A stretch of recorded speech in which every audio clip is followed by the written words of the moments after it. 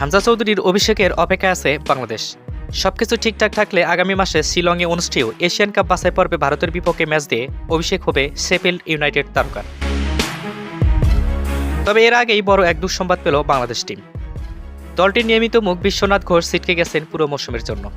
2024 ও 25 মৌসুমের বাকি সময়ের আর মাঠে নামতে পারবেন না তিনি, কারণ তার সাম্প্রতিক অস্ত্রোপচারের পর এখনও পুরোপুরি সুস্থ হয়ে ওঠেননি, যার ফলে আগামী 25 মার্চ ভারতের শিলংয়ে অনুষ্ঠিতব্য এএফসি এশিয়ান কাপ 2027 বাছাই পর্বের তৃতীয় রাউন্ডের ম্যাচ খেলতে পারবেন না তিনি। বিষয়টি নিশ্চিত করেছেন কিংসের টেকনিক্যাল ডিরেক্টর বাইজিত আলম জুবাইরি নিপু।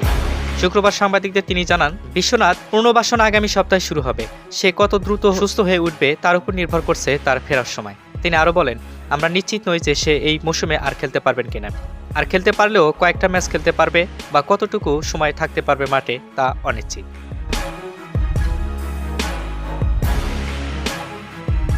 এরকম স্পোর্টস নিউজ পেতে আমাদের সাথে থাকুন, সিমির সাথে থাকুন, সিমি।